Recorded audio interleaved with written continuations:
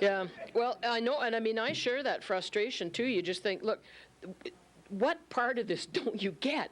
That Larry Takahashi got 3 concurrent life sentences for rape, and he's going golfing, and he's getting escorted day passes. You folks down in southern Alberta here remember Daniel Gingras all too well.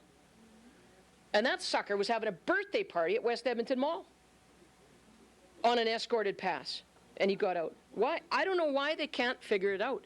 The only explanation I have is that they are liberal big L and liberal small l, and think that the victims are, it's troubling, as Anne says, but that there is this need to feel sympathy and pity for the criminals, and that we should base our programs, money, etc., to try and rehabilitate these people, because that is the bleeding heart thing to do. It is wrong. I disagree with it, absolutely. And unfortunately, it's just going to take tragedy after tragedy. Where you just saw out in the Okanagan, where a guy was, out on probation or whatever, and there is a mother and her mother murdered. He hasn't been charged with it yet, but it looks suspicious. 2 little kids there witnessed that murder. And I'll never forget when I was driving that night someplace, and as I heard it on the news that this murder had taken place, and I knew it was in my friend and colleague Jim Hart's riding, and I was just thinking about him being the MP for that area. These are personal lives, that we're dealing with. And I'll never forget where it said on the newscast that the 4-year-old child saw his mother, and he said to the police when they came, she was bleeding, and I tried to put a Band-Aid on her, but it wouldn't stick. Can you imagine that kid for the rest? I just started to cry in my truck. And why can't they see it? Like, not only are we going to have to deal with that victim, and the people that saw that, but here's a little 4-year-old kid who just witnessed that. What are we going to do for victims' rights for him? What are we going to do in the Mandan case, where that young boy murdered the dad and the mother and the stepsisters? Remember that? Up in Valley View a few years ago. I've been working with the sister of that guy that was killed, Colette Mandan Coswin. She's in charge of CAVIAT, the criminal victims' rights group in Alberta here. And there's so many things we could do for victims, and they just don't get it. And I don't care if they call me tough. I don't care if they call me hang 'em high. I don't like that phrase, but boy, I tell you, I am concerned about justice, and I don't want women and I don't want men being subjected as victims. And that's one thing that really irritates me about the radical feminist movement. I just got to have my 30-second rant here. That when they talk about violence against women, you bet I care about that. And I want to tell you, I spend a lot of my time alone in parking lots, airports, hotels, in the dark. And I'm really nervous about it. But I'm going to tell you something else. That if my husband, who I waited 41 years for, is going to get bumped and rolled, I believe that victims are just as important if they're men and their children. And I don't buy that rant from the radical feminists. Okay? How can we get people involved? These are coming up at your town hall meetings down here. They're coming up for me at home as well. When it's really going to hit people is on your January 1st paycheck. When you see how much you are starting to be increased for your Canada pension plan. I think public awareness is important, but of course it doesn't hit you until it hits you in the paycheck. And so I think after January, people are going to be mobilized and say, wait a minute here, how come I didn't hear about this? Why didn't I get my say? Why didn't you get your say? Because you, across the country, not you personally, put in a Liberal government who just thinks they could just go ahead and do that, for one thing. They got almost every seat in Ontario.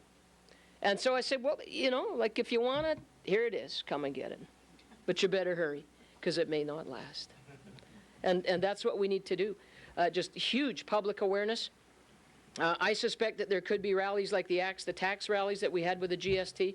But again, it's frustrating because we still have the GST and we still have Sheila. And, so it just goes round and round and round. But we'll keep making a fuss about it. But next election day, I'm going to spend some time in Ontario between now and then. I'll tell you, and I'll say, I have a message for you folks. Yeah. Well, that's the thing. Ralph Goodale says that, I gave the people a say. He gave the people a say of this. You buy in totally, or you buy out totally. Most people want a dual marketing system that I've talked to anyway, as far as I know down here in the South, that they would like to have that option available to them. But in the referendum, it was black and white. And, you know, that was unfair to me. I don't think that it was a sensible or a wise question. And again, we'll continue to hammer. I know Rick was at the Ag meeting the other day where Ralph Goodale was there to expound. And he was there for a full 8 minutes, you know, where we got to ask questions for 8 minutes. So, you know, I mean, big fat hairy deal, as Garfield says. And we'll keep pushing again on that, but it's just ludicrous. Okay, last question, dear. The last question. Okay, me too. We are a long ways from the next election, kids. It's about that simple. What are we going to do? I'll just melt a 35-minute speech down to 30 seconds here. We are going to revamp seniors' pensions so that they're built on tax relief. Put more money in the hands of the people, get the government's mud hooks off it. Allow a better CPP program that you can opt out if you want out of the government CPP plan so that I would have my own account, the Deb GREY account, that's going to be there for me, and that it'll give a better return than what's on before. Targeted seniors benefits to make sure that those people who really need it get it, and that's with everything else, child care, you know, the works, and that we would still allow people to save for RRSPs, and that they would be able to collect that at retirement age. The criminal justice system, we would lower the age of the young offender from 10 to 12. We would make sure that violent offenders and dangerous offenders are labeled as such and they won't get out. We will make sure that the parole board is working a little better so that there's stronger and stricter criteria to make sure that people are not going to walk free like the Larry Takahashis.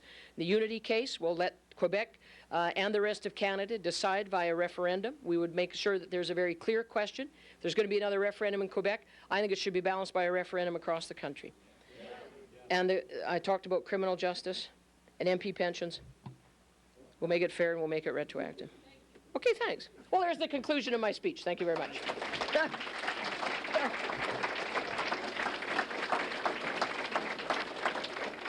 Possibly the questions could go on all night, but I think we have a couple of other things, a couple of other people are going to be speaking. And right now we're just going to ask the new kid on the block to come up and express thanks to Deborah and maybe a comment or two of his own. Rick, would you like to come do that, please? Rick Casson.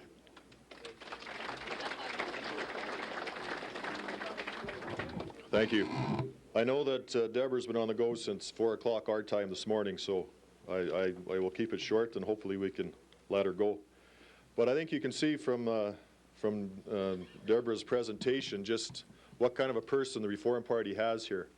We have a good quality, hard-working person. Thank you very much for taking the time. Thank your family, your husband, and your constituents. And on behalf of everybody here, thank you very much and good luck.